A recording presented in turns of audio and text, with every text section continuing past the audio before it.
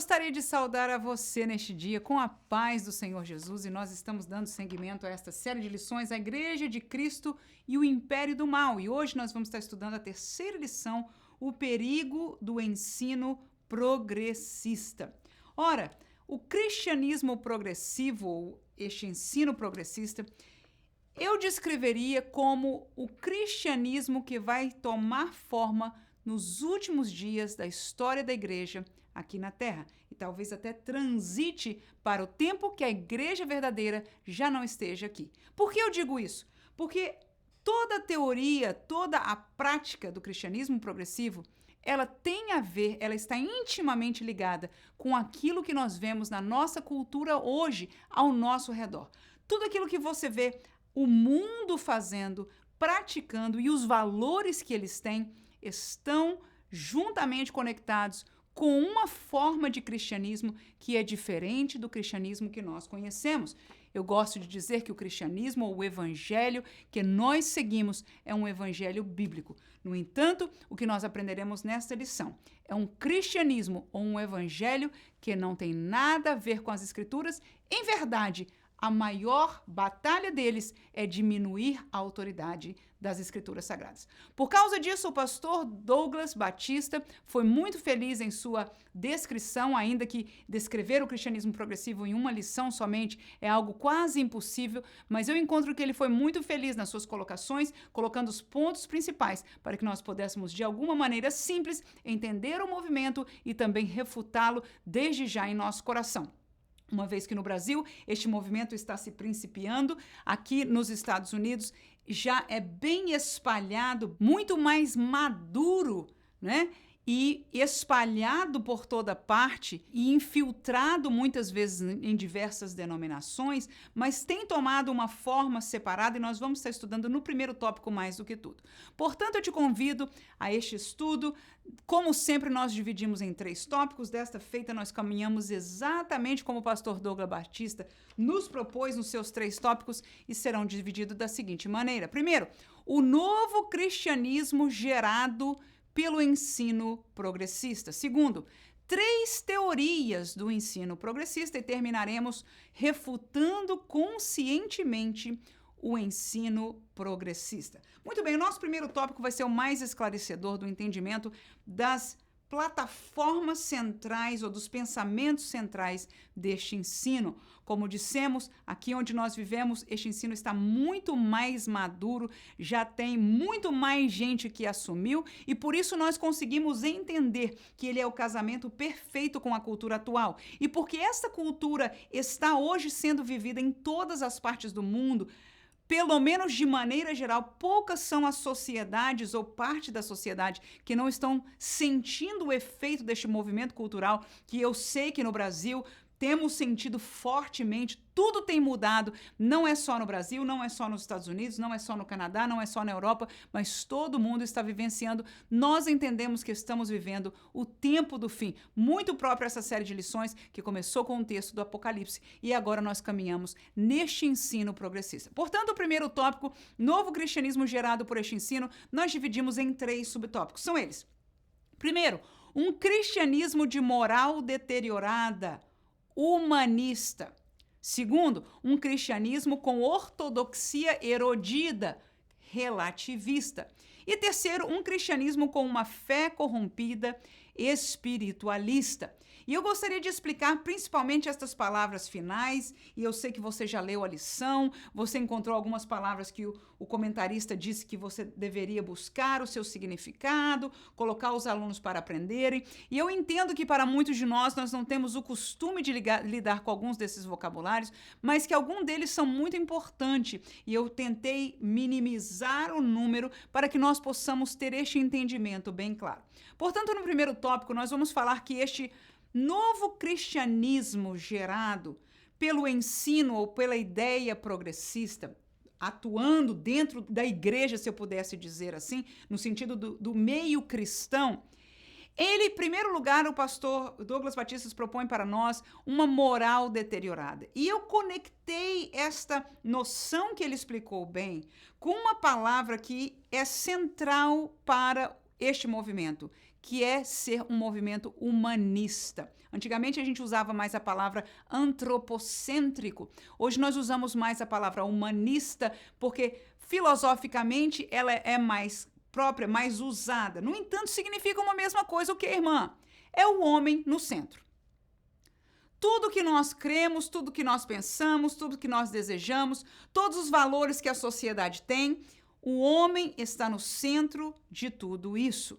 Num certo sentido, ele toma um lugar de Deus, fazendo com que Deus, qualquer que seja ele, serve ao homem, quer somente abençoar o homem, quer prover para o homem. Portanto, em uma visão humanista, o homem está no centro e tudo ao seu redor, inclusive Deus, tem o prazer de servir a este homem. Ora, esta visão seguramente não é a visão bíblica.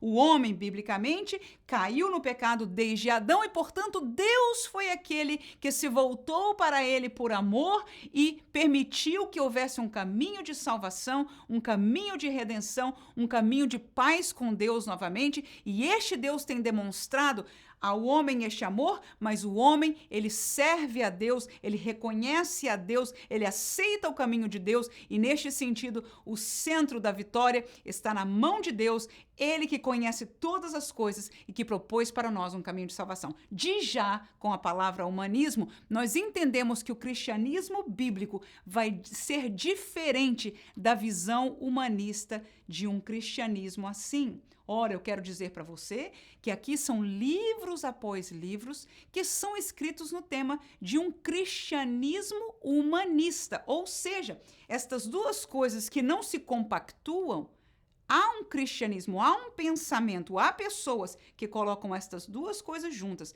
com certeza tendo que modificar a palavra de Deus, nós vamos já falar sobre a palavra de Deus, para que caiba, para que aceite uma realidade que o homem esteja no centro. Quando nós olhamos para a sociedade, nós vemos isso claramente. É tudo sobre nós vencermos, a força está em nós, no nosso pensamento, na nossa força de vontade, no número de horas que a gente consiga trabalhar o dia, e o que a gente tem que pensar é somente no nosso amanhã, no nosso hoje, no nosso isso, e eu. Quando a palavra de Deus, o próprio salmista, eleva os meus olhos para os montes, de onde me virá o socorro? Aleluia! Ele não diz que o socorro vem do seu próprio coração, nem do seu pensamento. Ele diz, o meu socorro vem do Senhor que fez os céus e a terra. No entanto, nesse pensamento humanista, eu vou colocar para você 2 versículos, um em Salmo capítulo 14, versículo 3, que diz, desviaram-se todos e juntamente se fizeram imundos, não há quem faça o bem, não há sequer um. Então, o texto de Salmos, ele mostra que a condição da humanidade por sua natureza é de injustiça, é de imundícia diante de Deus, é de não fazer o bem. Este sentimento de que o homem nasce bom é um sentimento humanista. Volto essa palavra, eu sei que é chata da gente escutar, porque nem todos usamos no nosso contexto do dia a dia, mas eu preciso que você entenda. Porque você é professor de escola dominical e você tem que ensinar a sua classe e alguns de seus alunos que vão à faculdade vão falar um vocabulário assim. E essa é uma classe muito especial, eu vou deixar para você só 3 destes que eu gostaria que você tomasse por principais para não só entender bem e conseguir explicar também. Ora, uma das teses do humanismo é essa, é de que o homem é por natureza bom e que são outros fatores da sociedade ou que acontecem na sua vida que provocam reações que são más. Ou seja, tudo é corrigível a nível de como você entende as coisas ao seu redor, de como a realidade da sua vida se apresenta para você, mas de que o homem originalmente, ou seja, quando ele nasce, a sua natureza é boa. No entanto, a Bíblia Sagrada nos diz que por um homem entrou o pecado no mundo e por isso todos pecaram. E a palavra diz que o pecado apartou o homem de Deus. E nós, desde o Éden, vemos que as consequências deste pecado foi somente destruição, maldade, e nós reconhecemos que nós nascemos como seres humanos debaixo do pecado e por isso a nossa natureza é por, como dissemos, natureza, fazer o mal, né? É mais fácil para nós mentirmos, é mais fácil para nós enganarmos, é mais fácil para nós pecarmos. Eu sempre uso o exemplo de uma criança, quando você diz, desde a sua eternidade, ela vê uma tomada na parede e ela vai com o dedinho já olhando para você, né? E aquele dedinho na tomada, e você diz não. O que acontece naquela hora? A maioria delas continua com o dedinho para tocar, porque a nossa natureza, não há nenhum entendimento muito forte na criança suficiente para olhar para você. Na verdade, ela está entendendo que aquela pessoa pode me parar neste desafio que eu estou indo. Com isso, eu quero dizer que de já você vê que o pensamento progressista e o pensamento do evangelho verdadeiro bíblico já são divergentes, vão para o outro lado. Em verdade, neste caso, eles entram de lados opostos. A Bíblia nos ensina que nós nascemos debaixo do pecado, portanto somos maus pecadores, precisamos da salvação e do sangue de Jesus, do Espírito Santo, este processo de limpeza que só o Evangelho e o sangue de Jesus nos pode dar. O humanismo diz que não, nós nascemos bom, toda a corrupção que existe é a nível de sociedade. Deixo ainda um texto em Tito capítulo 2, versículo 11 e 12, que diz o seguinte: porque a graça de Deus se há manifestado, trazendo salvação a todos os homens, ensinando-nos que, renunciando à impiedade e às concupiscências mundanas, vivamos neste presente século sóbria, justa e piamente. Portanto, a graça de Deus, neste texto, diz que quer salvar a todos. Mas esta graça que quer, que deseja a salvação para todos, nos ensina, veja, a graça nos ensina que renunciando à impiedade e às concupiscências mundanas. Por quê? Porque nós nascemos em impiedade e cheios e engodados e vivenciados na concupiscência do mundo. Quando nós somos salvos, nós somos tirados do mundo, somos tirados do reino das trevas. Então, volto a dizer, essa é uma classe bem explicativa neste sentido, que a primeira palavra-chave deste movimento progressista cristão, porque ele existe a nível político, ele existe em outras esferas, econômica, política, mas nesta classe nós estamos falando dentro do cristianismo, e falo isso com muita segurança, porque aqui nós temos muitas igrejas que são progressistas, porque para elas, um dos pontos básicos são esses que eu acabei de te dizer. Para eles, o homem, ele é moralmente bom por natureza, enquanto a Bíblia nos prova o contrário. Segundo, um cristianismo com ortodoxia erodida, relativista. Ora, a nossa lição, o comentário nos explica de que a ortodoxia é o correto da Bíblia, não é aquilo, as doutrinas que nós acreditamos, bíblicas da palavra de Deus, são os fundamentos da fé cristã, estão para nós. No entanto, este movimento corrompe isso. E a maneira central deste corromper está nesta palavra relativismo. Não há absolutos para o pensamento progressista. Ele entende de que não há uma verdade única. Então, este livro aqui, que é cheio de verdades absolutas, não pode estar completamente correto. Este livro deve ser reinterpretado, é o que nós vamos estar estudando no segundo tópico. Mas é muito importante, então, nós pensarmos nessa segunda palavra que fala do relativismo, ou seja, tudo é relativo. Pode ser assim, mas pode ser assado. E a decisão destas coisas continua focalizada no homem. É muito importante as palavras-chave do sentimento, do ensinamento progressista, vai ser exatamente isso. O homem no centro e o retirar da autoridade da Bíblia. Se nós tivermos essas duas colocações diante de nós como professores, nós vamos dar uma aula estruturada para os nossos alunos, porque nestas duas bases você vai ver que toda lição vai caminhar nelas. Então, o próprio relativismo, que quer dizer que nada para mim é absoluto, é relativo, pode mudar com o tempo, pode mudar com as diferenças culturais, pode mudar de uma cultura ou de um lugar para o outro, de um tempo para outro, de uma geração para outra. Então, este relativismo é aplicado e discernido pelo homem. Então, eu, como homem, ser humano, é que entendo o que é relativo para mim. Por isso, no mundo progressista, a sua verdade é a sua verdade. Você pode ser feliz crendo nela, porque é a tua verdade. No entanto, a minha verdade é diferente da tua. Qual é a diferença do evangelho e do cristianismo bíblico? A nossa verdade não é nossa, ela é a de Deus. E como é que nós conhecemos a verdade de Deus? Deus tem aparecido a você por sonhos? Claro que não. Você encontra a verdade de Deus nas pedras, nos cristais? Claro que não. A Bíblia Sagrada é a única fonte de revelação de Deus para as nossas vidas.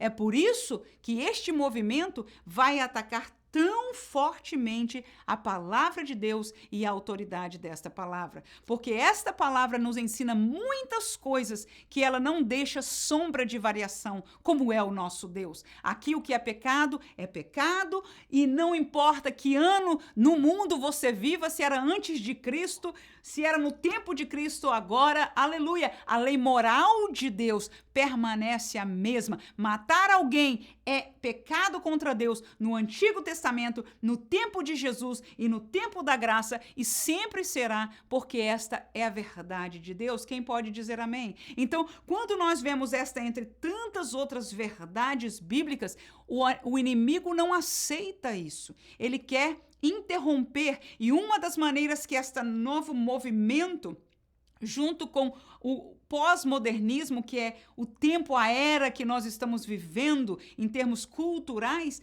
está trazendo, aliás, está trazendo, não, já trouxe, já estabeleceu. A verdade é que quem de nós já não é levado, já não é movido por um sentimento relativista? Nós vamos ter cada vez mais essa tendência, mas isto é um sentimento progressista. Romanos capítulo 1, versículo 25, o texto diz: pois mudaram a verdade de Deus em mentira e honraram e serviram mais a criatura do que o Criador, que é bendito eternamente. Amém.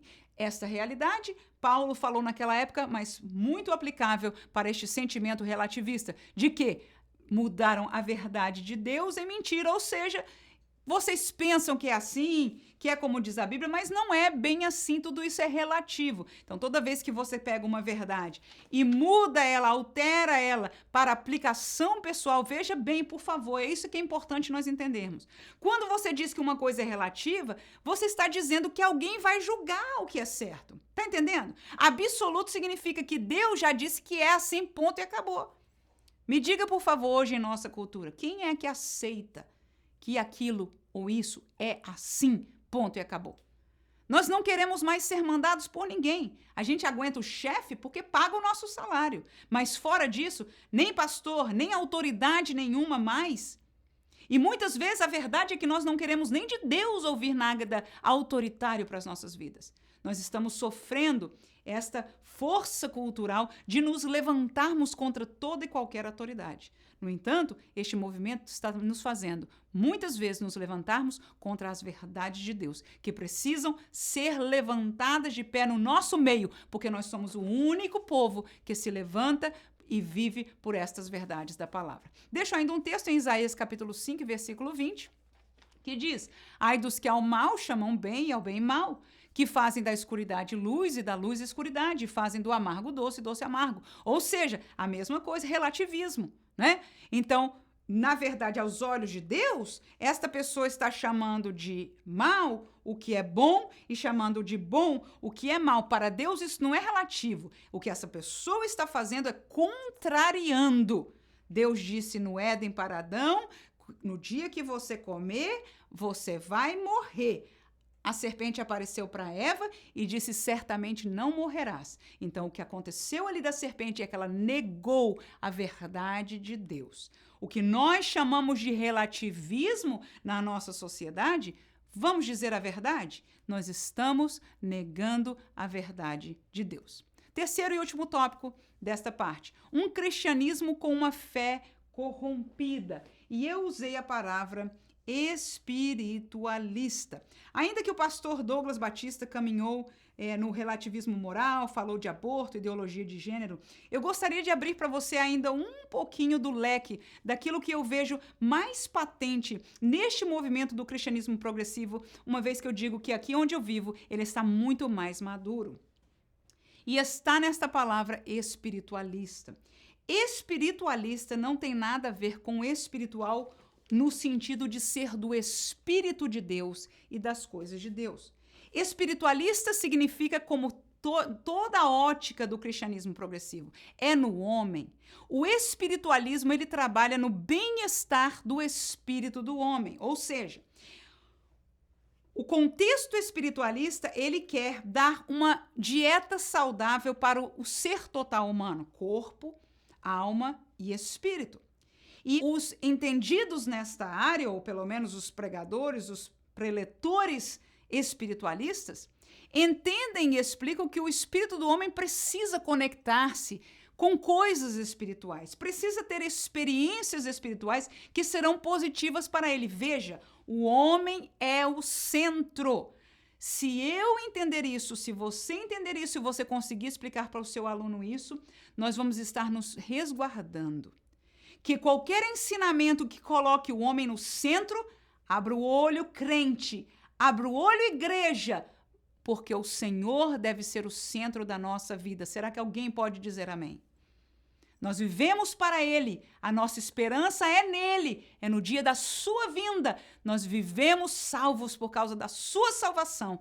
Por favor, não tiremos nunca a mirada de que o Senhor Jesus Cristo, o nosso Senhor, Ele é o centro da nossa vida. Glória a Deus.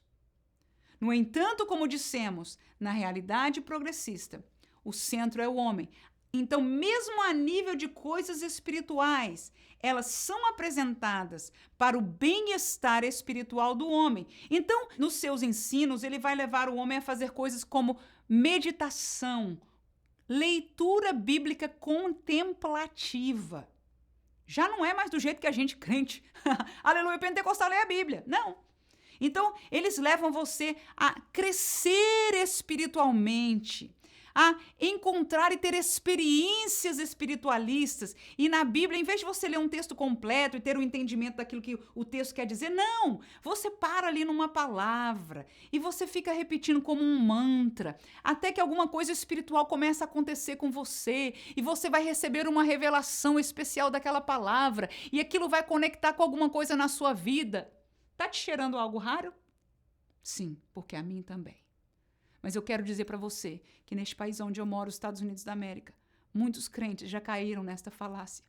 Estão lendo, estão consumindo e estão praticando todo tipo de coisas espiritualistas. Como se vende livros de disciplinas espirituais para os crentes?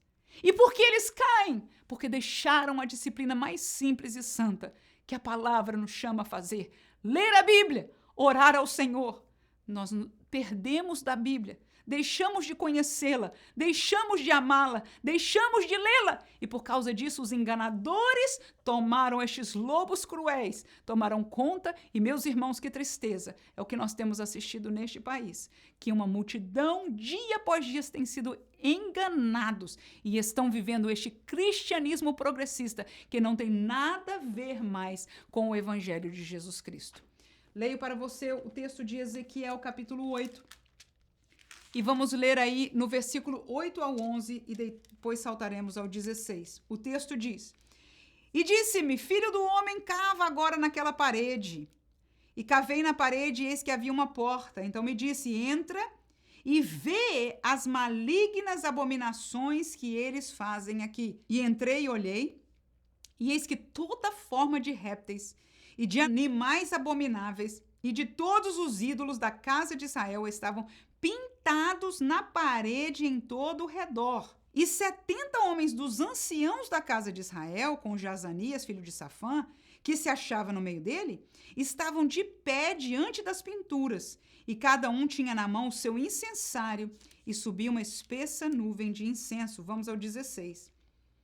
E levou-me para o átrio interior da casa do Senhor, e eis que estavam à entrada do templo do Senhor, entre o pórtico e o altar, cerca de 25 homens de costas para o templo do Senhor, e com os rostos para o oriente, e eles adoravam o sol, virados para o oriente. Ora, nós encontramos aqui Israel, o povo de Deus. Esta visão que Ezequiel teve foi do templo do Senhor, Segundo a palavra, o Senhor o fez ir e ver o que é que estava acontecendo a tempo real, que ninguém de fora da cidade via, mas aquilo que o Senhor o fez ver é como estavam as coisas dentro do templo de Deus. E a verdade é que dentro de muitos encontros cristãos hoje, nós estamos vendo o mesmo paganismo, mas não com o nome de paganismo, como era naquela época, como fossem ainda servos do Deus vivo, seguidores da lei de Moisés. Hoje estes se dizem cristãos, mas estão adorando coisas da natureza, estão buscando, na verdade, estão trabalhando junto com o paganismo, com outras formas de idolatria, diferente daquelas que nós julgamos santos e santas, que nós chamamos e entendemos por idolatria. Encontramos hoje no meio espiritualista outras formas, na própria meditação, nos cristais, no eneagrama e outras tantas coisas que vieram de inspiração literalmente maligna e demoníaca. Estas coisas estão presentes no meio das igrejas, irmãos. De encontros de crentes, de acampamentos, de ensinos, de preparações. Os crentes usam este vocabulário aqui um com o outro. É inacreditável.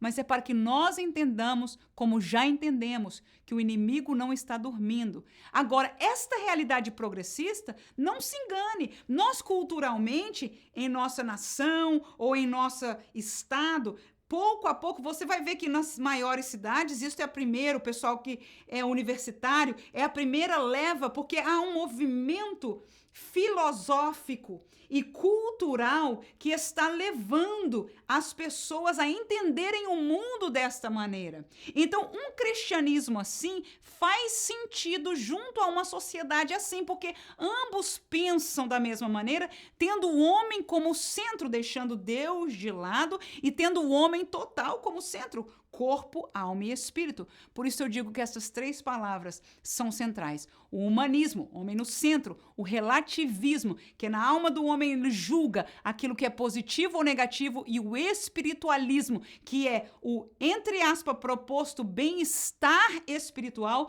mas em verdade, que é uma espiritualidade completamente apartada do que é de Deus e do Espírito de Deus, que pela sua graça, hoje ainda há uma igreja que conhece. Termino com Mateus 23, versículo 13 e 14, que diz: mas ai de vós, escribas e fariseus hipócritas, pelo que fechais aos homens o reino dos céus, e nem vós entrais, nem deixais entrar aos que estão entrando. Ai de vós, escribas e fariseus hipócritas, porque devorais as casas das viúvas, sob o pretexto de prolongadas orações. Por isso, sofrereis mais rigoroso juízo. Então, neste texto, Jesus chama a atenção de uma classe religiosa que está dizendo uma coisa, dizendo que é do lado de Deus, mas que está agindo contrário espiritualmente. Está levando as pessoas, em vez ao reino de Deus, mas a serem réus do inferno. Esta mesma verdade nós estamos vivendo hoje por este movimento chamado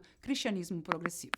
Antes de nós entrarmos no segundo tópico, nós temos disponibilizado para os professores de escola dominical todos os sábados, às 21 horas, horário de Brasília, um programa para o professor de escola dominical, onde ali nós damos dicas para os professores, nós trazemos uma dica prática sobre a lição daquela semana e também falamos de algum assunto teológico. Semana passada foi um texto muito importante sobre a doutrina da salvação e eu gostaria de convidar você a participar desta nossa programação todos os sábados à noite. E se você tiver uma sugestão, algo que você queira entender melhor, talvez, sobre esta classe, por favor, coloque no comentário e nós vamos com certeza considerar e falar disso neste sábado. Vamos ao segundo tópico, portanto, 3 teorias do ensino progressista. Primeiro, a desconstrução da Bíblia. Segundo, o teísmo aberto. E terceiro, a teologia da demitologização. E se você conseguir falar essa numa só, você está de parabéns, porque eu tive que falar bem devagarzinho as sílabas, porque o negócio é bravo. Muito bem, primeiro, a desconstrução da Bíblia. A primeira vez que eu ouvi sobre essa palavra desconstrução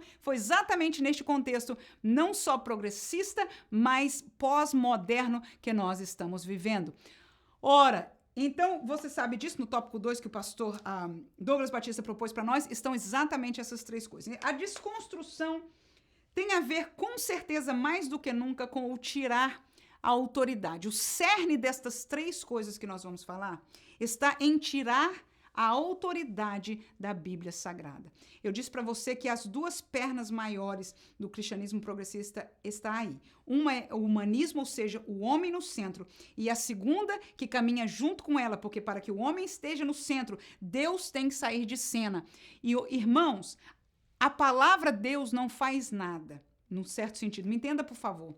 Deus desconectado da Bíblia Sagrada pode não ser o Deus da Bíblia. E é o que nós vemos hoje.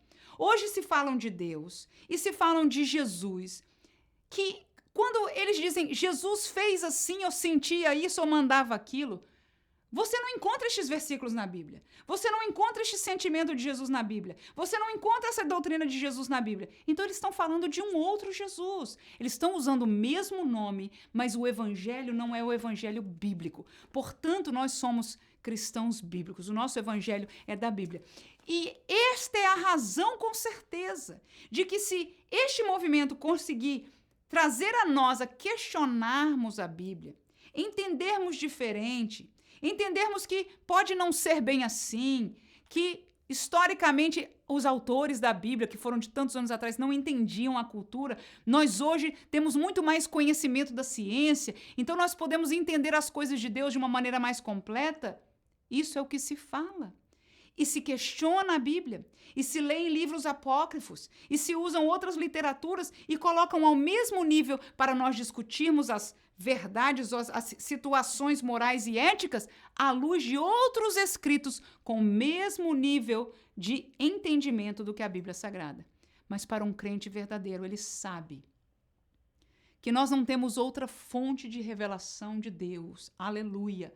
Nós julgamos a nossa experiência à luz da Bíblia. Por que que você pode dizer aquela manifestação não é do Espírito Santo, não?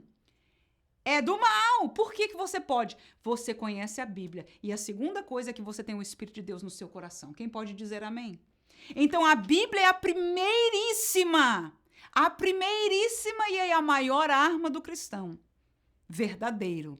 Bíblico. Aleluia. Mas o movimento progressista, a primeira coisa que faz é desafiar você e eu a desconstruir, a tomar um versículo e não entender no sentido que nós historicamente temos feito. Olha, vamos olhar para a história, vamos olhar para a intenção do autor, vamos olhar com quem Jesus ou a pessoa está falando para entendermos, para interpretarmos a Bíblia. Não, ele diz, não funciona assim. A gente tem que desconstruir. Então tira a palavra daqui, vira para lá. Você já viu alguns que começam a interpretar, diz, olha, essa palavra aqui tem valor mais do que isso significa... E começa a pegar numa palavra que não é central do versículo e faz todo um tema, toda uma colocação, irmãos, completamente desconectada e gira aquilo que acho que o crente fica até tonto, né? Mas parece coisa inteligente demais. Isso é desconstruir. Tirar pedaços e quebrar de tal maneira que não se tenha mais uma unidade, mais um entendimento do texto. Porque, segundo o pós-modernismo, você tem que entender o texto para fora da intenção do autor. Estas coisas estão desconectadas, porque, em verdade, você nunca pode, em verdade, entender o que o autor queria dizer. Esta incapacidade de entender o texto, esta colocação para nós, como quem lê, que nós somos incapazes de entender, é uma mentira. Claro que há coisas difíceis, até Pedro, né, falou sobre Paulo, o que Paulo escreve às vezes é complicado de entender. Eu não estou dizendo que não haja textos complicados. Mas dizer para nós que um texto que diz Jesus chorou, ou que diz o sangue de Jesus perdoa os pecados, dizer que nós não podemos entender isso e que nós temos que desconstruí-lo para achar uma nova verdade, me parece algo que não é verdade. Quem pode dizer amém? Isso é desconstrução.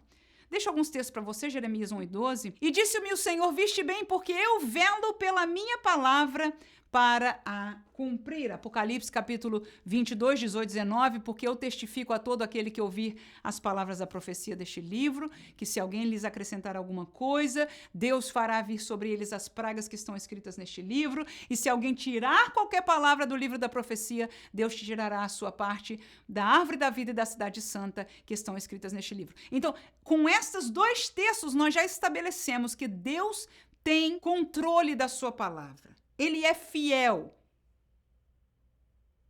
O que ele deixou escrito é para estar escrito, aleluia. Ele cumpre a sua palavra, ele tem zelo pela sua palavra. Deus e a palavra. Quando você escuta que Jesus era o verbo encarnado. Quando você escuta determinadas coisas assim, em relação ao céu, que Moisés viu o modelo. Aleluia. Pouquinho difícil de entender, de chegar lá, aleluia. Mas o fato é que a palavra de Deus é a revelação de Deus. Então, quando alguém quer desconstruir, tirar ou acrescentar, já lemos aí Apocalipse. Deus se satisfaz com isso? De maneira alguma. Nós não podemos corromper a palavra que Deus deixou para nós. Termino com 2 Pedro 2,19, que diz: prometendo-lhes liberdade, sendo eles mesmos servos da corrupção, porque de quem alguém é vencido, do tal faz-se também servo. E esta é a figura destes líderes progressistas. Prometem-nos liberdade de espiritualidade, uma vida melhor espiritual, mas completa em nós mesmos, porque são humanistas, o centro somos nós, e nós caímos como patos porque nós precisamos, porque a nossa alma está assim. Nós não enchemos-nos da palavra de Deus, deixamos de nos encher da fonte verdadeira e estamos caindo. Claro, não estou falando com você ou comigo, que Deus nos guarde. Mas há uma multidão já que estão caindo atrás dessa pregação que Pedro diz aí, destes que prometem liberdade, mas que eles mesmos são servos da corrupção. Segundo subtópico, o teísmo aberto. O pastor Douglas Batista nos explica que o teísmo aberto é uma das colocações progressistas que mostram um Deus não todo-poderoso, não soberano, um Deus limitado, um Deus que não tem controle absoluto. Ele usa aqui um Deus que não tem a presciência. Eu levo você a um texto simples, claro que nós não cremos assim, nos choca ouvir isso. No entanto, eu quero afirmar a você que muitos hoje estão vendo Deus desta maneira, porque, volto a dizer, esta visão progressista caminha junto com a realidade cultural e elas têm que caminhar, porque no tempo dos fins, esta será a religião, será a visão das pessoas, porque para o final dessa história, nós não estaremos aqui, porque o Senhor Jesus nos há de arrebatar. Jó capítulo 38, versículo 4, 5 e o 17, diz o seguinte: onde estavas tu quando eu fundava a terra? Faze-mo saber se tens inteligência. Quem lhe pôs as medidas, se tu o sabes? Ou quem estendeu sobre ela o cordel? Vamos ao 17. Ou descobriram-se-te as portas da morte? Ou viste as portas da sombra da morte? Ou seja, neste capítulo aqui, nós não vamos ler tantos versículos, mas Deus indaga a Jó se Jó tem o direito de questionar ao Deus Criador. Ele pergunta: onde você estava quando eu fundei a terra? Me diz se você tem inteligência. Quem pôs as medidas nela? Ou seja, alguém disse ao mar, disse: é até aqui que tu vais, e acabou. Isso é um texto bíblico. Quem deu essa sabedoria de colocar as coisas da natureza como estão, de criar um corpo tão perfeito como o nosso, como fez o nosso Deus? Então, o nosso Deus, ele é soberano, ele é todo-poderoso, ele é onisciente, ele é onipresente, ele é onipotente, ele é eterno, aleluia. Este é o Deus que nós cremos e sabemos que ele existe, e ele se revelou a nós por esta palavra. Então, esta filosofia ou esta aprendizado, o ensino do teísmo aberto, revela um Deus fraco que não é o nosso Deus. No entanto, para muitos que se chamam cristãos, eles já estão entendendo o seu Deus, não este Deus todo-poderoso, porque quem quer uma autoridade como essa? Nós começamos a fazer isso a nível humano. Nós dissemos, o nosso chefe não pode mais falar assim comigo. A companhia ou a igreja não pode mais expor o meu pecado, ou fazer isso, ou me dar alguma punição. Não, nós não aceitamos mais nada disso. E hoje nós chegamos a um ponto que nem de Deus nós aceitamos. E quando isso acontece, irmãos, pensa nisso, por favor. Quando a gente não recebe mais uma coisa, quando a gente não aceita mais estar debaixo de uma autoridade, seja ela, vamos extremar o caso de Deus, a gente só tem duas opções. Ou se humilhar diante de Deus e pedir perdão e voltar debaixo da sua autoridade, ou criar um novo Deus, uma nova religião que tenha um Deus que funcione com o nosso sentimento. E eu quero dizer para você que historicamente isso aconteceu muitas e muitas e muitas vezes. Nós encontramos uma diversificação de teologias que muitas delas foram criadas para aplacar algo que alguém gostaria de que Deus ou que a Bíblia falasse assim, né? E a interpretação se casou para que funcionasse. Quem entende o que eu estou falando? Neste caso, vamos aplicar agora do cristianismo progressista, é isso. Então, se questiona a autoridade da Bíblia, se questiona este Deus se é mesmo assim, porque se é um Deus de amor, como pode ser este Deus do Antigo Testamento que matou pessoas? Então, este tipo de questionamento não busca verdadeiramente entender a justiça de Deus. Não. Diz que esse Deus aí não existe, alguma coisa está errada com essa história bíblica. E aí muda-se os desígnios da religião para que sirva bem com aquilo que nós entendemos como realidade. Volto a dizer, o homem no centro. Amém? Cuidando do seu corpo, da sua alma e do seu espírito, mas fora, a palavra de Deus fora, porque as duas jamais se casariam. Terminaríamos esse tópico com a teologia da demitologização. De novo a palavra aí, né? No centro desta palavra está a palavra mito, que nós já falamos, aprendemos sobre mitologia, ou seja, uma história que não existe. Uma história de fantasia. Então, há um grupo, este grupo, né, parte do movimento progressista, não são todos que vêm 100% assim, trabalham a maior parte deles no sentido da desconstrução, mas alguns, conforme o pastor nos colocou para nós, creem nesta mitologia de que essas histórias bíblicas, como de Adão e Eva, não passa de um mito. Tá bom, tem a sua moral e etc., mas não aconteceu assim, né? É uma história de fantasia. Vamos à palavra de Deus que diz 2 Pedro, capítulo 1, versículo 21, diz, porque a profecia nunca foi produzida por vontade de homem algum, mas os homens santos de Deus falaram inspirados pelo Espírito de Deus. Mateus capítulo 5, versículo 18, o texto diz, porque em verdade vos digo que até que o céu e a terra passem, nenhum jota, nenhum tio se omitirá da lei, sem que tudo seja cumprido. Portanto, Deus tem compromisso com a sua palavra. Os profetas não imaginaram, não sonharam, não escreveram livro para criança, não escreveram mitos, não. A Bíblia diz que a profecia, santos homens de Deus, foram inspirados por ele, aleluia. E é Deus quem tem compromisso com essa palavra, a ponto dele dizer, nenhum jota, nenhum tio passará, aleluia, cairá por terra, sem que tudo seja cumprido. Então, basta ao homem esperar, porque Jesus virá, o milênio acontecerá, o trono branco chegará, a grande tribulação antes dele também chegará, porque está escrito, e assim será.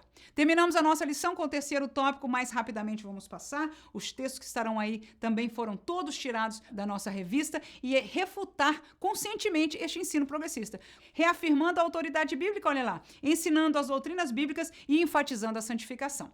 2 Timóteo 3, 16 e 17 diz o texto da palavra de Deus. Toda escritura divinamente inspirada é proveitosa para ensinar, redarguir, corrigir, para instruir em justiça, para que o homem de Deus seja perfeito e perfeitamente instruído para toda a boa obra. Ou seja, essa escritura, ela é poderosa. A autoridade da Bíblia é para nos ensinar, inclusive aos homens de Deus. Mais do que tudo aos homens de Deus, porque agora os homens de Deus aqui progressistas estão aprendendo, irmão, de tudo que é sociologia, antropologia, espiritualidade, todo tipo de literatura filosófica, menos da Bíblia Sagrada, porque essa não tem mais lugar para eles, é só mais mais uma ideia. No entanto, a Bíblia acabou de falar para nós que os homens de Deus, se queremos ser perfeitos, homens e mulheres de Deus, temos que ter a Bíblia Sagrada como a nossa regra de fé e prática. Hebreus capítulo 4, versículo 12, porque a palavra de Deus é viva e eficaz, aleluia,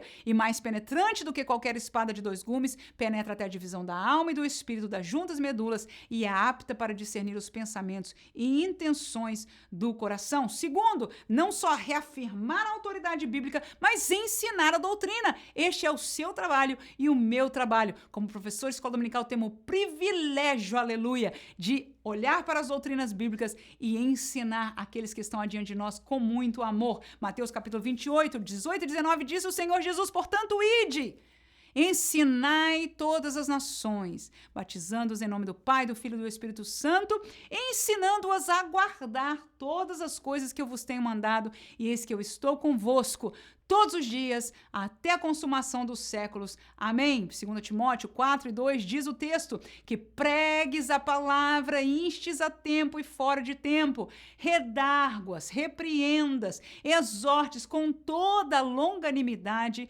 e doutrina. Que Deus nos guarde de deixar de ensinar a doutrina. E para isso eu te convido, em nome de Jesus, tomar parte conosco no nosso devocional do Simples Pentecostes. Eu vou botar o link para você aí embaixo, que todos os dias nós estamos caminhando capítulo por capítulo da Bíblia Sagrada, tentando aprender mais da doutrina de Deus para as nossas vidas. E termino com a enfatização da santificação. 1 Pedro 1 e 16 diz, portanto, isso que está escrito, sede santos, porque eu sou santo. Hebreus capítulo 12 e versículo 14 diz a palavra, seguir a paz com todos e a santificação, sem a qual ninguém verá ao Senhor. Aí está, meus queridos irmãos, o ensino sobre o cristianismo progressista. Que Deus nos guarde pelo sangue de Jesus e nos faça homens e mulheres corajosos de segurar esta arma, de conhecê-la, porque ela só como Bíblia não está muito forte, principalmente agora que só anda com Bíblia pequena, né?